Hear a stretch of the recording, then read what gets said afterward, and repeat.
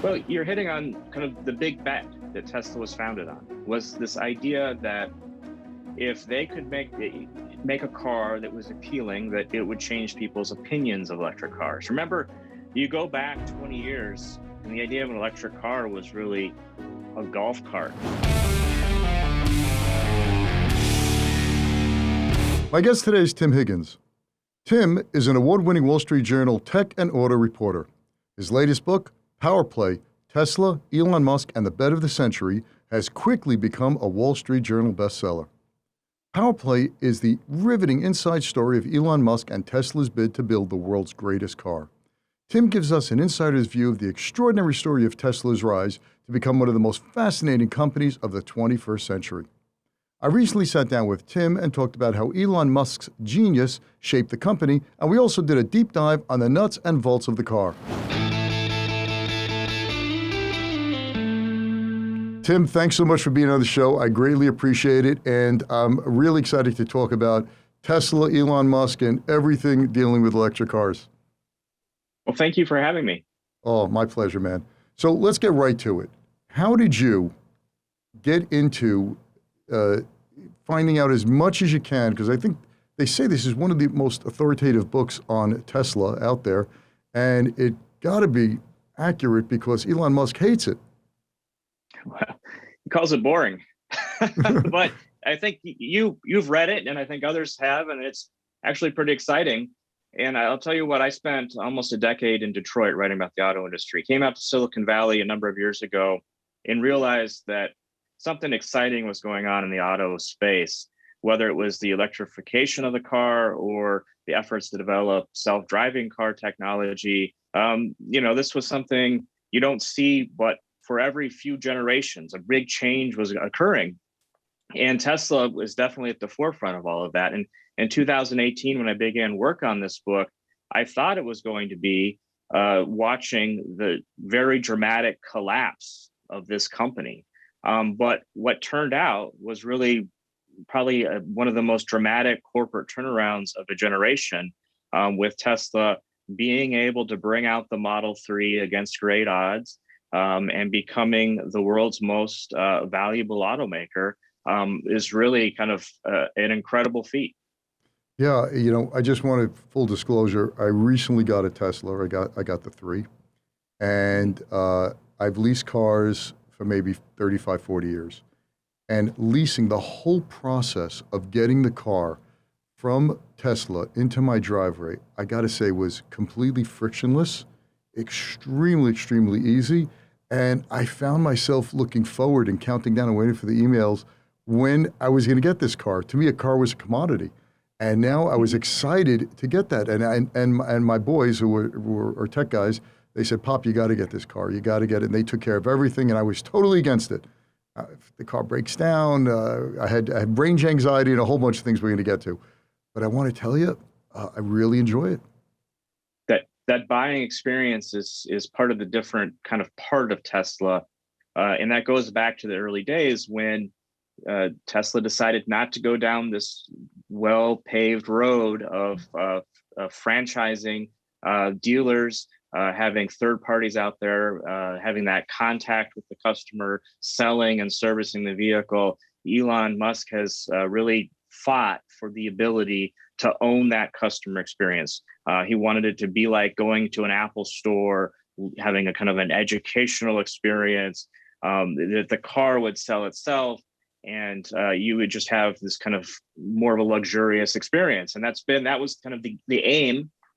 So it's good to hear that you had that experience. Not everyone has that experience. And that's some of the growing experience pains that we see Tesla having right now. We could talk some more about, but it definitely gets to the experience you had gets to the kind of core of why there's so much excitement among some Tesla users and fans out there, is because it's a different kind of car experience than they're accustomed to. Absolutely. On my block, about down the corner from me, someone had a Tesla. Someone still has it. He has a Tesla. He has a Tesla for, I don't know, maybe a year and a half. I think it's the top model. Is it the X? What's the top The model? Model S is sedan. Yeah, the sedan. The Yeah, Model X is the large SUV. Yeah. right. That not the X, the S. S is in Sam, right? Yeah. Okay. Right. He's had that, and he put the power plug in front, or whatever the heck that thing is called, and he was walking around. Come, you got to see my new toy, and I just poo-pooed it. Another guy, another block away from me, he got one also. And I said, "What's the big deal? It's a car," and the whole deal of just thinking that there could be anything new in the auto industry. All right, every year you get a new car, every couple of years you get a new car. There's something different. But Tim, I got this car, and it's totally 100% different. The learning curve is very small, but once you drive an electric car, a Tesla, I got to say a Tesla because I haven't driven any other. Driving a gas-powered car and all the gadgets and everything becomes like, I wouldn't say a chore, but not exciting.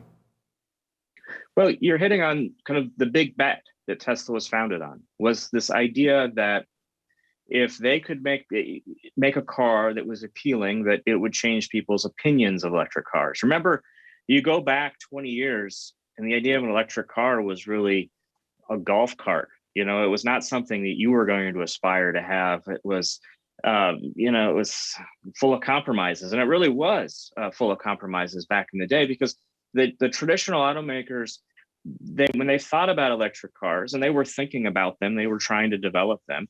One of the things that they thought was the customer was going to be motivated to buy an electric car in part because of the high prices of gasoline, and that they were going to be kind of driven by that pocketbook concern. And so, you run into a dilemma there.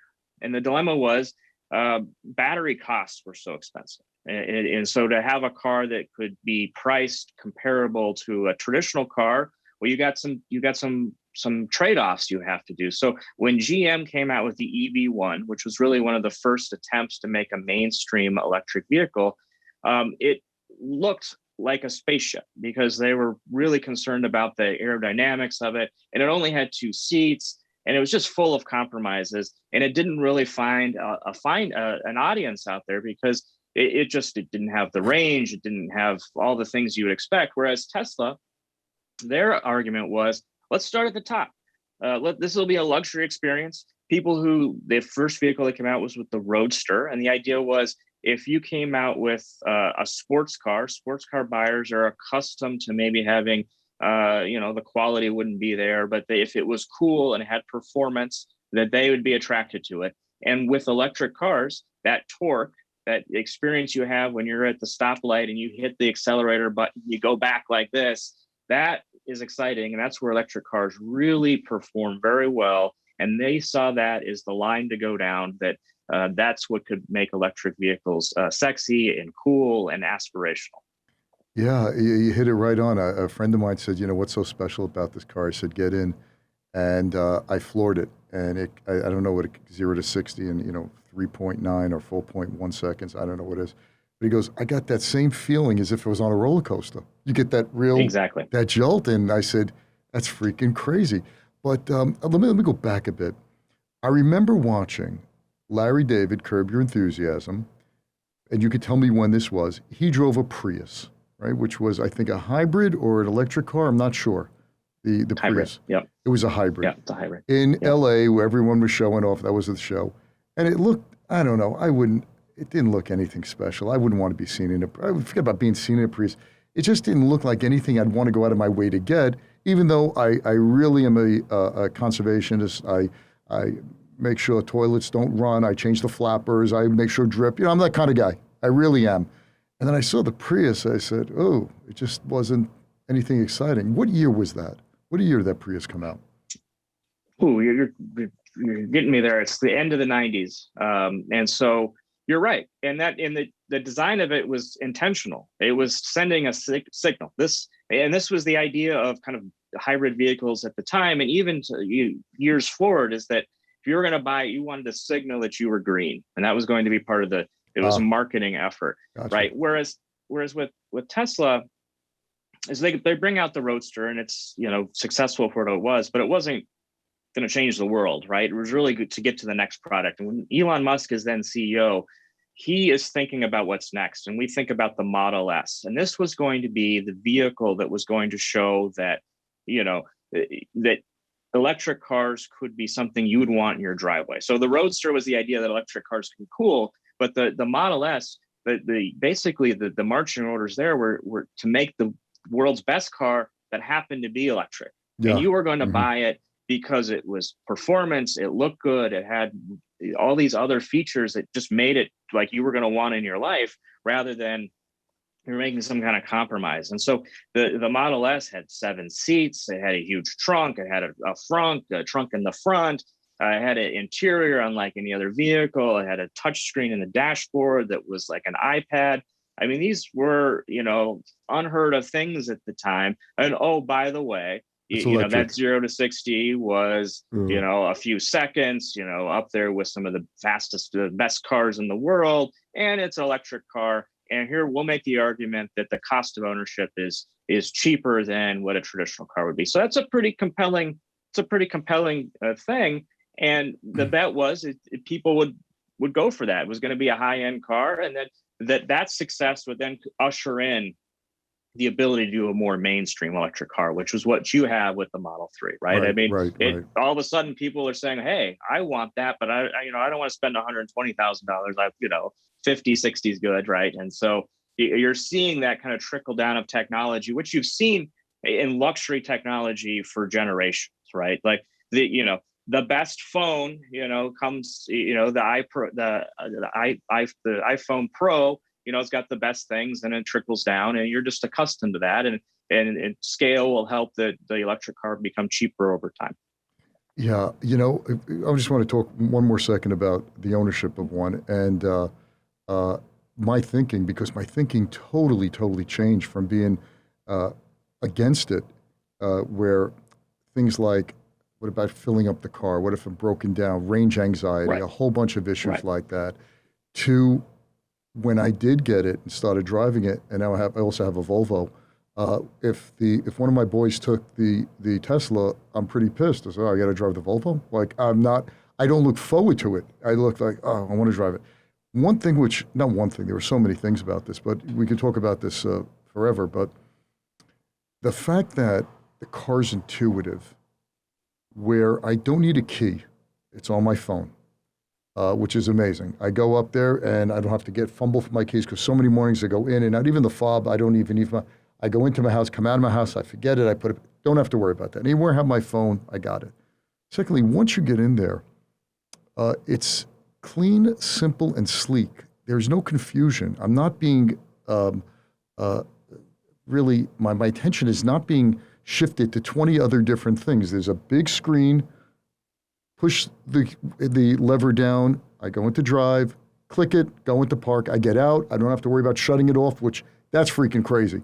I get out of the car and it's still going. And then you walk away and beep, locks up and everything. I don't think my experience is unique at all. I think, in fact, there are things I didn't even talk to you about, but that was the aim. Absolutely. It's interesting you hit on this concern going in. You had range anxiety, right? Which is a very real by the way, thing. Tim, I'm the type of guy that every time I drive, I freak out if I have a tank in my car, the tank is on half, I'm always filling up and telling everyone, never leave the car less than F, So just fill up the car. And I'm saying, oh my gosh, where am I going to go to fill this thing up? Totally disappeared. I mean, this is a huge concern. And it was even more so at the beginning. And so the Model 3 comes out in 2012. It's really hitting its stride in 2013. And there's this concern out there. And General Motors is out with the Chevy Volt with a V. And this is a hybrid, plug-in hybrid that, you do the electric and then it can kick on a motor to keep going. So you've got gasoline in the car as well, to get beyond that range anxiety. But so Tesla is facing this really very real issue. And this is one of the smart things they did was, most of their customers at that time were in California, where the most important ones were. And they figured out, well, where the buyers of the Model S are wealthy people. Where do wealthy people go on road trips? Because that's really where the concern with range anxiety is. Most users at that period of time were going to plug in at home overnight. That's what made sense. They were probably having no problems getting through their day. What was the range? But if you want, what was the range of that car? How many miles was the range? well, at that point, I mean, now these days it's 400, 350, something Right. like that. But at the time, getting over 200, as I recall. Okay, But it's right. changed over time. But Yeah, but it was a lot for the right. time. And so what they came out with was the supercharger network, and this was you get to the intuitive part. So the way it was designed was they basically put these charging stations for the LA customer between LA and Las Vegas, thinking that was going to be a popular road trip, or San Francisco and Lake Tahoe, a ski area, or between LA and San Francisco, another popular road trip. And so you, as the customer, would be able to know that these places there. It would be free. Your car would just work there. You would see it in the map, and it would tell you when you needed to pull over and do these things. It could calculate the trip for you. And it created this ecosystem that has proven to be incredibly important and very hard to replicate. And it wasn't really that expensive to do. They figured out ways to do it rather economically, but it provided a marketing boost for the company that they have since built out this network around the world, and it has become one of the critical kind of moats that they have. So even so much that I remember testing a competing electric vehicle a number of years ago, and I was taking that San Francisco trip down towards LA, but not LA, and I ran into an issue of I needed to charge the vehicle, and the vehicle I was using didn't have one of those networks, right? And so I'm looking around in the middle of my trip, trying to find a place to charge, and I'm going to stations that don't work or are no longer there. And it was a big hassle. And, it kind of ruined that road trip, right? Because I had range anxiety for the rest of the time. And that's one of the challenges that competitors have as they race to put electric vehicles on the road, is that they're kind of a generation behind on some of those basic features that you take for granted. That intuitive, I'm going to get on the road. The car is going to tell me where my opportunities to charge are. Going to tell me if it's busy, is how far I can get. There's changes in electric. You run in the air conditioner, you run the heat, it's going to change your range. And these are all things you're not really accustomed to if you haven't had an electric vehicle, but the car helps you. It kind of teaches you how to do it. Yeah, you're 100% right. It becomes, initially for me, it became front of mind. And now it's the point where I don't think much about it, because we just got a charger in my home, which cost me a fortune because my electric box was literally on the other side of the house, like as far as the farthest possible spot. So for those who don't know, you can install a charger in your house where it does around 30 miles or so an hour. So plug it in overnight, there's 240 plus miles, and you could, it's not a big deal at all. And, the average guy, I don't know, 50 miles a day, 40, and living in Brooklyn, New York, I drive maybe 6 miles a week. So it really isn't even an issue. But you're all of these things, I found that Tesla took away a lot of my anxiety. I got to say, it was just brilliant how all the things you just mentioned, I'm thinking about them now, really just moved to the side where I don't even think about them anymore. Now I'm just experiencing and enjoying the automobile. Right, taking away that friction, that's been a huge benefit for them. And the challenge, of course, going forward, is they have more and more customers. Building out and maintaining that becomes more of a challenge. Right. But it has removed one of those hurdles in the interim that I think a lot of people were going to have. Okay, so Tim, you're a smart guy, man. You've been working for the Wall Street Journal for a while. You're in Detroit. You know what was going on.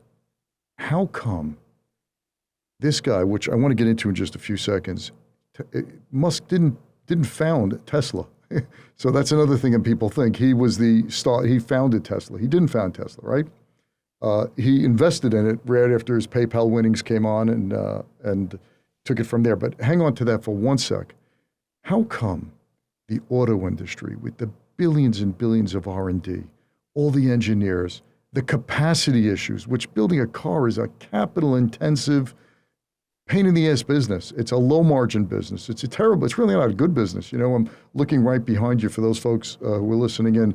You have, from 2009, that article about GM going bankrupt. So the auto companies were taken out behind the barn and shot. And here's a guy who is ballsy as can be, coming out and flipping this whole industry on its head. So my question for you is this, Tim. What was Detroit thinking, and why didn't they see this coming? Sure. Well, Detroit traditional automakers never thought that a startup could be a real competitor, like, for all those reasons you just laid out. It's a, bashing metal as a business is a capital intensive game.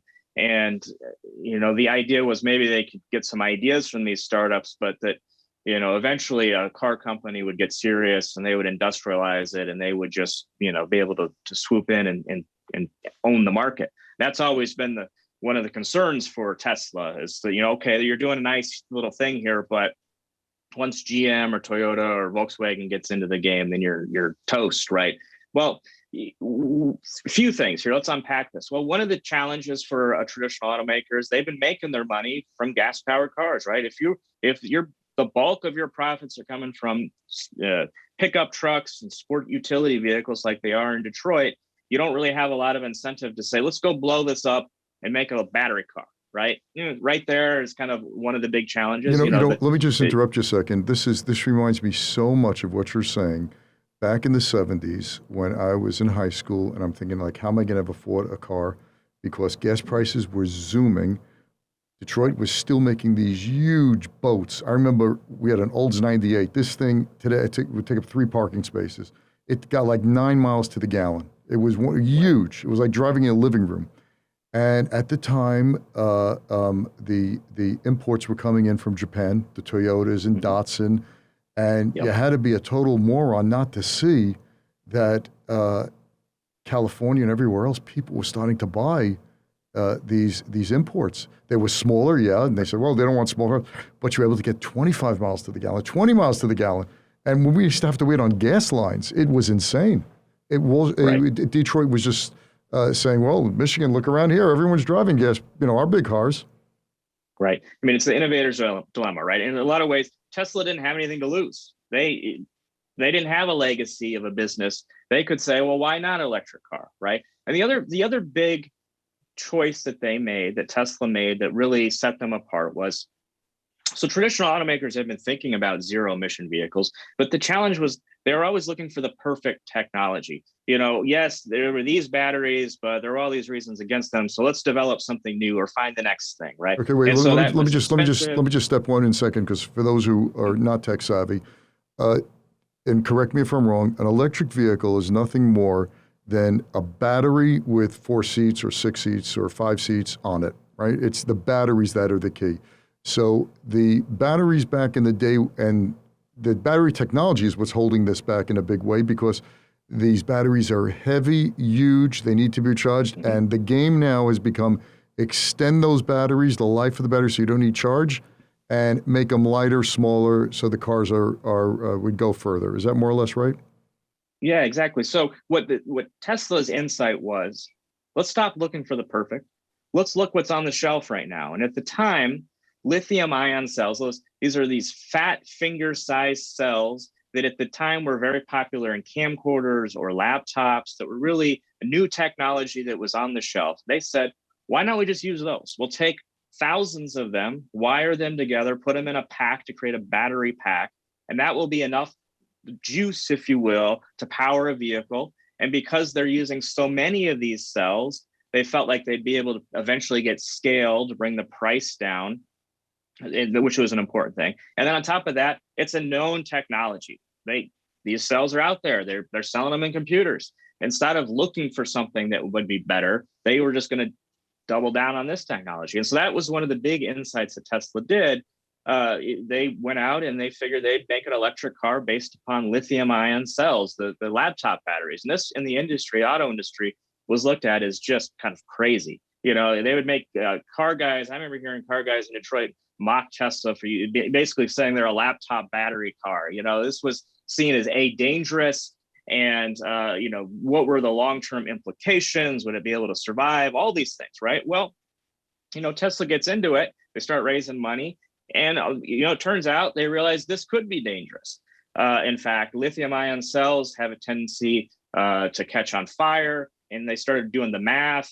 Well, what happens if one caught on fire? Then you got 6,000 cells on fire. You got a bomb on wheels, right? And so an existential moment early on, and this is really where the big technological breakthrough for Tesla occurs, is figuring out how to develop a battery pack that could contain that energy in a way that would keep it from having runaway fires. And they do this through a kind of a combination of software, but also mechanical engineering. There's all sorts of goop in this pack to keep the cells at a certain temperature. They dissipate the heat throughout the pack. It's very complex and very cutting edge. And this breakthrough is really what separates Tesla from others at that point. And still to this day is really one of the advantages they have over traditional automakers, that they had figured out how to manage those cells in a way that was very creative, and also very creative, but also using some technology that was already out there. And that, in a lot of ways, is why Tesla was able to get on the road so quickly. So you're telling me they went into the equivalent of back in the day, a Radio Shack, and took parts off the shelf and said, we're going to make an electric car based on what we have sitting around? That was it? Essentially, that was kind of the game. In fact, it was very hard for them. The original business plan was built on a lot of assumptions that didn't turn out to be kind of correct. But one of the assumptions was, well, they'd be able to get these cells. Well, they ended up being harder to get because at the time you're starting to see Apple and other personal tech companies are having these fires on airplanes, and people are kind of scared. And the battery companies are saying, wait a second, you're going to put how many of these cells in a car? We don't want to be liable for this. We don't want the black eye. And so Tesla had to go out and prove that it could build a safe car. And that really made the relationship ultimately with Panasonic to be very critical, was convincing this giant battery maker that this was going to be safe and that they were going to be a good customer. This became a key breakthrough for Tesla. Wow. You know what I find, you talk about safety and all, I like it. One thing I like about the Tesla, I feel more secure with my sons driving it. And when I drive it, it tells me how close I am in inches. Automatically stops at certain points. I don't have the auto drive. I'm in Brooklyn, so the auto drive is another feature we'll talk about in a second. But in terms of safety, I think when consumers looked at it, they were wanting to give it a 6-star rating, which is 5 stars at the top, right? I think it was something like that. And what I found interesting was a few weeks ago, unfortunately, someone in the Brooklyn area was driving a car late at night, a bunch of kids, high school kids or college kids, I don't remember exactly. They were going really fast, and unfortunately, one of them died. And the article said the make of the car. He was driving a Tesla. And I thought that was so telling, because if someone died in a Honda accident or a Volvo accident, you don't hear much about the car. You hear about there was a car accident. Here, it's like they use Tesla, and people are like, well, I thought those don't crash. I thought you're not able to do that. But I just found it so amazing that in the public's eye, that Tesla is now almost synonymous with that extra level of safety. One of the kind of the key things that Elon Musk had when he was bringing out the Model S was he really did want to have it to be ranked among the safest cars, and this was a key thing. And part of it was because they're bringing out a new technology, and this was a concern. But it's also become kind of a core brand attribute, the crash safety. And you talk to people who study the vehicle, the manufacturing of the vehicle, and they have all sorts of issues with the way they make it. But one of the things that Model S is over manufactured in a way that it has proven to be rather remarkable in crash studies, and that's been a key thing. And it's just also the warnings that it gives you of what you can and can't do in terms of how close you are to something, or I said it where if I go and it dings when I go over the speed limit, and a whole bunch of other features that it has. I just think these are once again, they're intuitive. Once they're in you think like, when I rent a car, when I go on a business trip and a car doesn't have these, I say, gosh, how do you drive these things? It's like going back to the Stone Age. Yeah, the introduction of these kind of driver assistance features have, for a lot of car companies out there, these newer technologies, you do notice it when you go back a step. People are, wait a second, this didn't have automatic braking. Right. Well, back in the day, we had, in my father's Olds 98, it had 2 benches, And we used to travel out to Long Island to visit my aunt. We had maybe 8 people in the car. And Yeah. my younger brother sat on my grandmother's lap in the front seat, and I sat next to my father in the back. We had 2 other kids. And I'm like, what, you don't have seatbelts? Seatbelts. I think my father cut him out of the car. He didn't like the way they were hanging out. It was, that was not a safety standard. No one used seatbelts. And it was only a lap belt at the time. Well, it's funny. So a lot of Elon Musk's kind of personal life is in these cars. And so at the time they're working on the Model S, he's got at that point 5 children. And so he wants there to be capacity for his family in the vehicle. And so a sedan normally has 5 seats, if you will. And so he was insistent there'd be 2 small children's seats in the trunk. It could be as an option.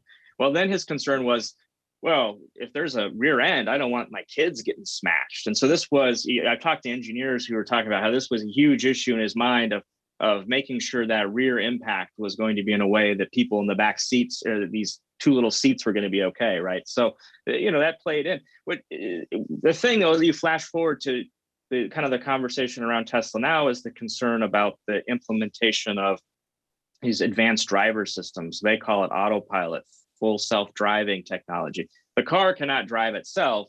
It has these technology that's supposed to help the driver manage some of the driving load. And so the company has come under a lot of criticism for the way that it has marketed it. And one of the challenges, I've used autopilot, lots of people who have, is that it feels like the future. It gives you more confidence in the car than the car can actually do. You think sometimes you're lulled into thinking it can drive itself, and it can't. And you as the driver need to keep the mental load on the wheel, you're on the road, and be able to take control if the car can't handle things. That's proven to be a challenge for the company in recent years. So you're seeing kind of this kind of conflict out there right now, where Elon clearly has been concerned about user safety in the vehicle, the way these cars are designed, the structural elements of it. Safety has always been a big issue. But then it comes under criticism for the way that they're deploying the marketing of some of these features. Right. We expect more. We want more. We want this thing to actually drive itself, pick you up, drop you off. But it'll take time, but it's definitely on that way. So you've researched this book. This book took you a while to write, right? How long did it take you about? Yeah, several years, yeah. Yeah. So you didn't get up front and personal with Elon himself, but you got a lot of information about this man. So I want you to share with me what's his genius side. What do you think his number one thing about is that he just is not outside the box, I shouldn't say.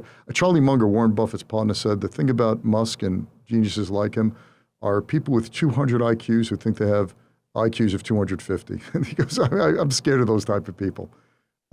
What is that one thing that, based on your research, based on just being immersed in the automobile industry and especially Tesla, that Musk has that just makes him stand out? It's interesting. Clearly very bright, clearly engineering chops. There's also an element, and you see it in other entrepreneurs in Silicon Valley too, but not to this level. A little bit of naivete or delusion that, they look at a problem and say, well, why can't it be done this way instead? It'd just be so much better. And if you look at a traditional automaker, they would say, well, the reason you can't do that is because of X, Y, and Z and 100 years of experience. Well, and a guy like Elon he doesn't want to hear 100 years of experience. He wants to look at the math and the engineering and say, well, it can be like this. This would be better. Why not do that? And so he goes after it. Well, one of the huge differences that sets him apart from everybody else is his risk tolerance. He's willing to kind of put it all on the table and take a risk on something he believes is correct. And, that puts him, in the winner's circle, but it also puts great risk. And he's faced a lot of near catastrophes because of that. The other thing so he's got that risk capability, but, a lot of people are risky. A lot of people have crazy ideas. He also has had that ability to kind of sell his vision of the future in a way that has been critical. He's been able to sell to customers like yourself, which is key because if you're making cars, you got to have people buy them. But it's more important is that he's been able to sell the vision of the future of cars to investors. People who have come with him on this journey, willing to put down billions of dollars to fund this car company to get it to the point where it is now, where it can make money. Because there's a reason why there hasn't been a lot of startup car companies up to that point. Investors didn't want to take the risk. The turnaround on that, the return on capital was, not their timelines. It takes years and years of losing money to get a car out, and then you got to do it all over again. And, most people thought that was crazy, whereas Elon saw the potential there to change the world and could raise the capital through that salesmanship ability, and then continue to take those risks that, others probably wouldn't take. What's his mad part? What's the part that just is a madman part that you've seen, where it's just reckless, or you would think is reckless? Well, so one of the problems for a guy who is always told no, that something's not possible, and he starts to do the impossible, is that he thinks he doesn't listen to people, or, that he wants to prove people that he can do something, right? And so 2016 is probably a pretty good example where things were going, where he was making decisions that were risky. People were telling him, don't do this. This is a bad idea. Here are all the challenges. And he was just plowing through it. So I think, for example, 2016, they bring out the Model 3. Here's what this Model 3 is going to look like. The response was unlike anything in a recent generation for a car. People were lining up to put money down to have the opportunity to buy it. And they weren't even quite sure when it was going to come out, right? And so that, a lot of excitement there. Well, the Tesla's finances were such that they, still pretty rickety. They were struggling with the Model X. The market wasn't sure where they were going. And so they needed to raise money. Well, Elon sold it on this idea that they were going to pull ahead production.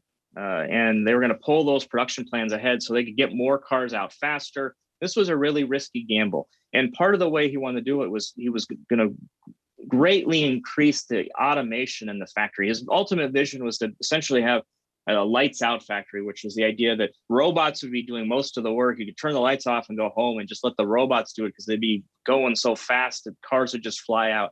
Well, anybody in the auto industry who's been around a while knows that automation has its place, but it can be incredibly costly and it can be incredibly complicated. And if you make a mistake, it can be hard to unwind. And that's ultimately what we saw in 2018, as the company nearly goes into bankruptcy because he overplayed the automation. The factory was in a knot.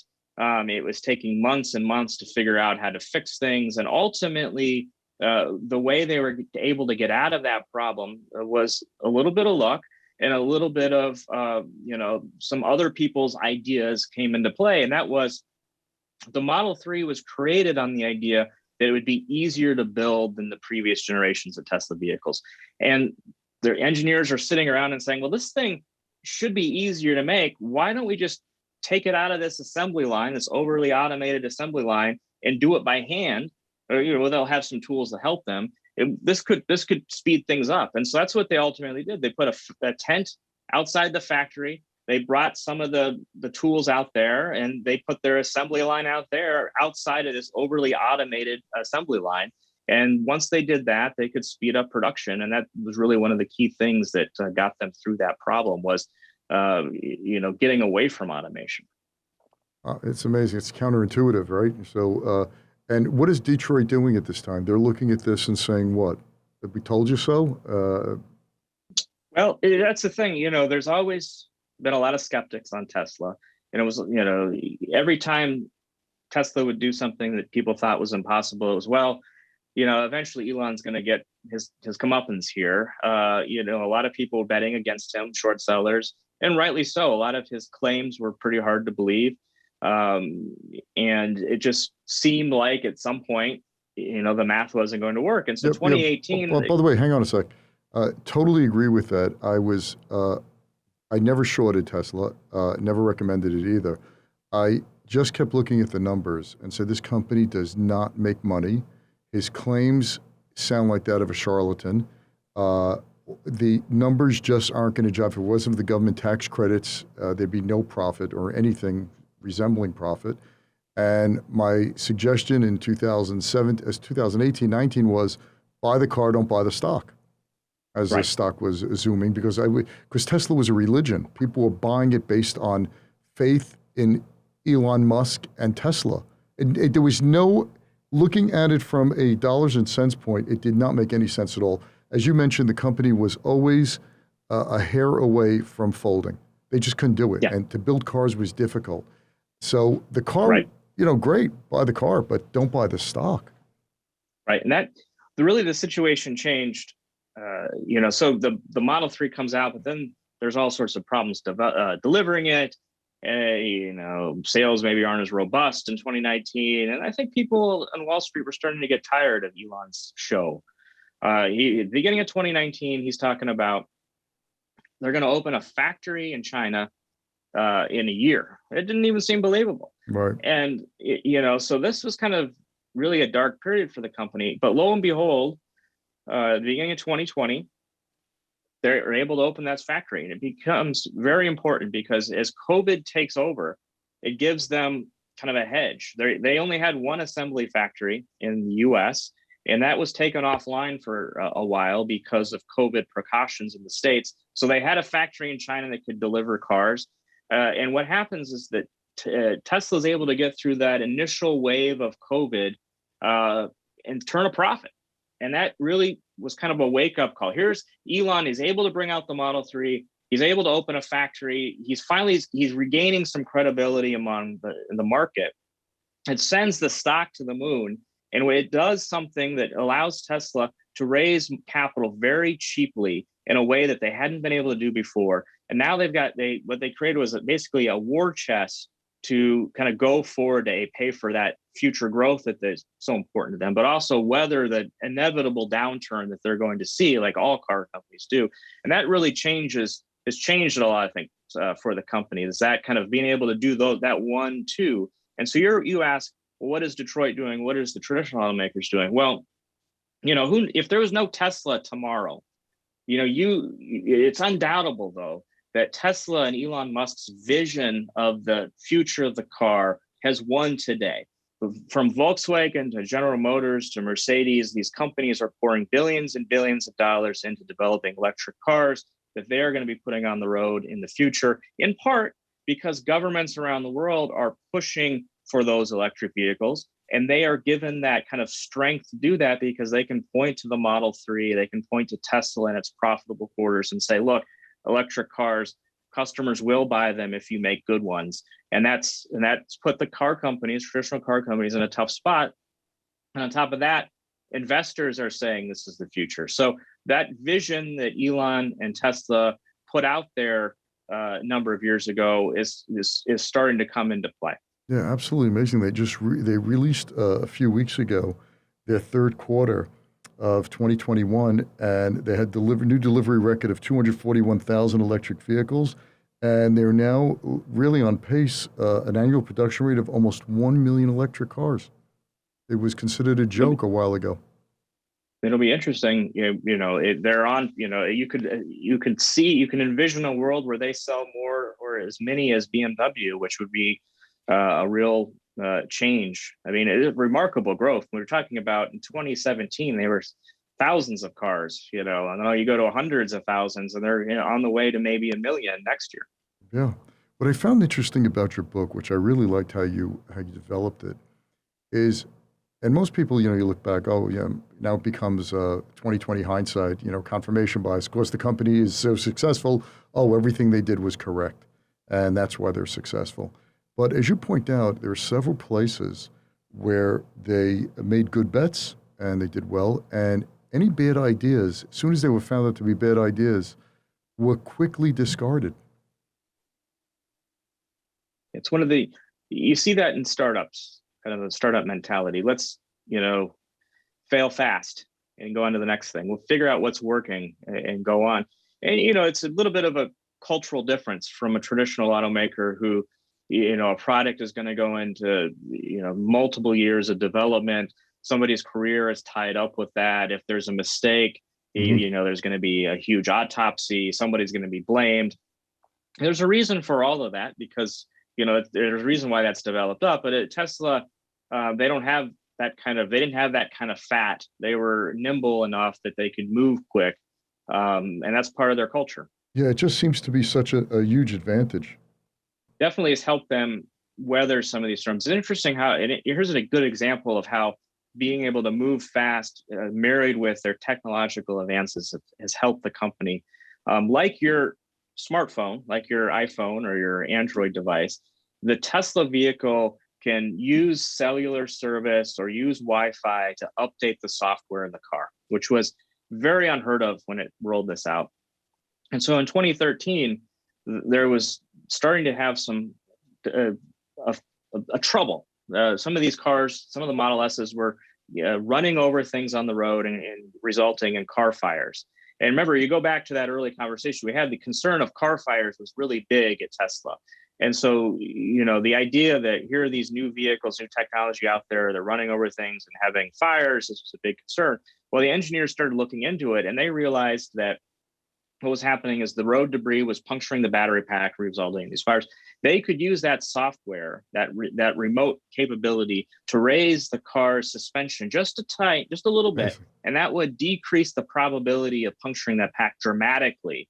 And so that's what they did. They sent out the signal to all the cars out there. They all raised a little bit, and that gave them time to come up with a physical fix or a physical kind of reinforcement. So, just an extra added caution. They reinforced the pack, but that enabled them to avoid what could have been a huge disaster. I mean, look at General Motors right now, having to recall all of its Chevrolet Bolts, its electric vehicle, fully electric vehicle, because of problems with some of the batteries that they have. They don't have the ability to, they've got this problem, right? So this is something that all car companies have to deal with, and they had the ability, luckily, they had the ability to do this.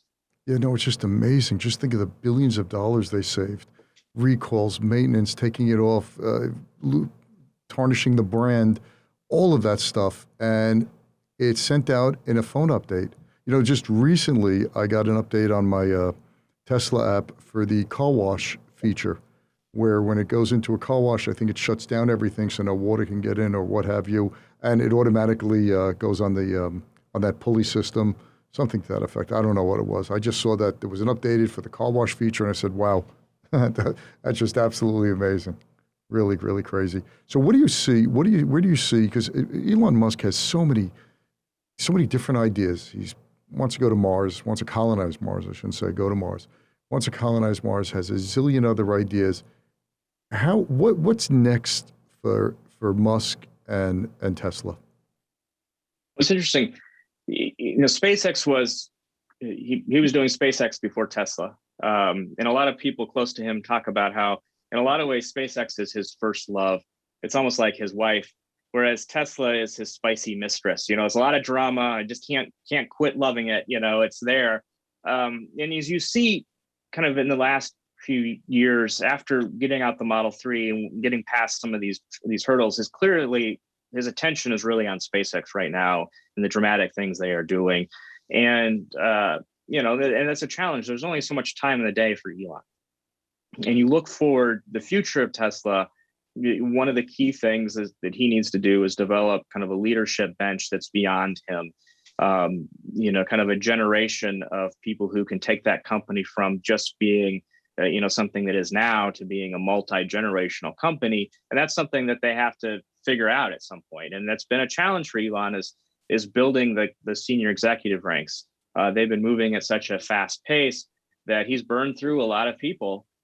Some have left because they couldn't take it anymore. Some have left because he couldn't take them anymore. And that could be challenging for the company, because one of the things they continue to struggle with is the meat and potatoes part of the car company business, the making the cars and the selling and servicing of the cars, right? So as they get more and more sales out there, they have to grow the store and service network, and then that's a challenge. And right.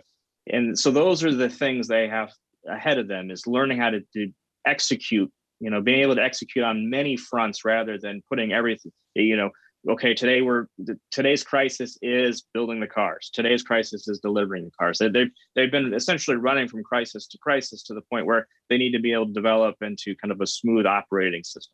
Yeah, right, 100%. It becomes blocking and tackling, the basics of the business. After not sexy, but now that it's out there, if you don't do that, the brand quickly dies as more and more people have the car, and just, the press is all over this if there's any type of screw up. So that's great. So Tim, you did a really great service to not only the technology, people who want to know about technology, but I think you did a great service in writing really a great book for entrepreneurs to see that it doesn't always seem the way it appears, that they just go from strength to strength to strength. It becomes like many failures, many mistakes, many problems, punctuated by a few great successes. So I found that from that point, I don't know if you've gotten that from other people in terms of feedback, but as a really inspirational book, as you could face challenges, and the challenges are the norm. It's the successes that are the exceptions, and appreciate that, because without those failures, you're not going to get those amazing gains.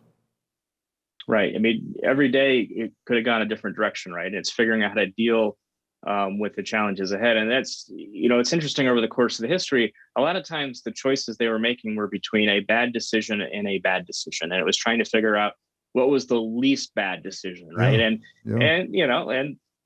that's kind of how it is. Yeah, it's a lot of gray. It's not black and white, and it's the fog of war. You're never making decisions in a laboratory. It's always messy and complicated. You got to pick sometimes just the lesser of the two evils, but you got to make a decision. And just having the balls to do it and carrying through is what I saw that Elon Musk and Tesla have done. Well, you hit on something that Elon once told me, was this idea of even not making a decision is a decision, right? And so he would rather make a quick wrong decision and be able to change course if it's not working than not make a decision. And it gets to one of the key kind of philosophies that he has, and kind of his strategies. It's almost like a gambler at a casino. If you're on a hot streak, just keep going. Use that momentum. And he's all about momentum. That's what he wants. Right. The name of the book, folks, is Power Play: Tesla, Elon Musk, and the Bet of the Century by Tim Higgins. And Tim's a guy who knows something about cars, knows a hell of a lot about cars, and really enjoyable read. Short, quick read, and you keep it moving. So fantastic job, man. Just continued success. Well, thank you. I appreciate it. It's an honor to be on the show. Great. Thanks so much, Tim.